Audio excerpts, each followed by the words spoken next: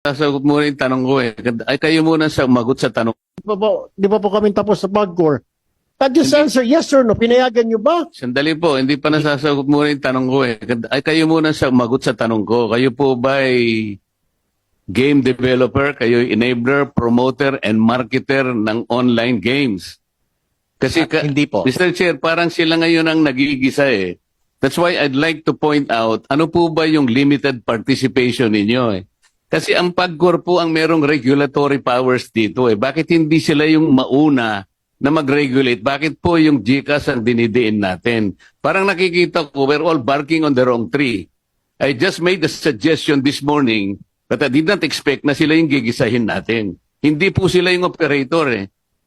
Ang kanila, sa akin pong pagkakaunawa, the participation of GCash occurs only at the point where lawful payment facilitation is performed.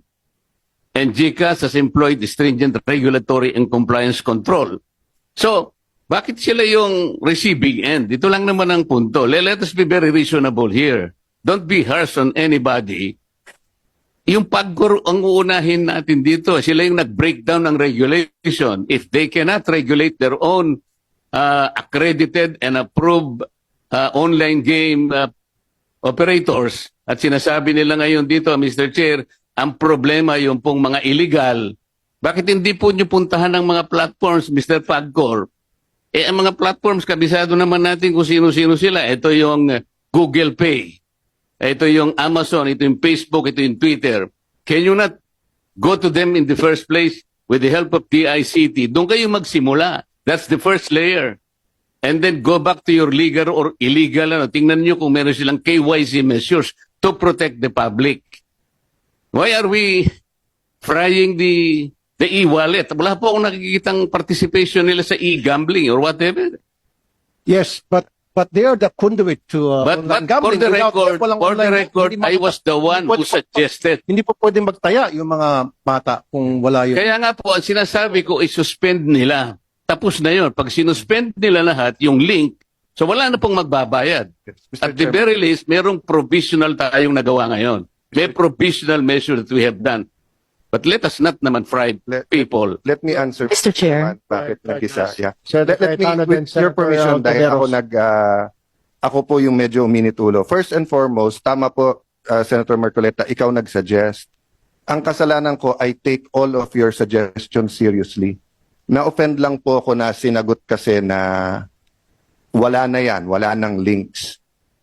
Samantalang nung inon ko yung phone ng aking staff, meron pa rin link.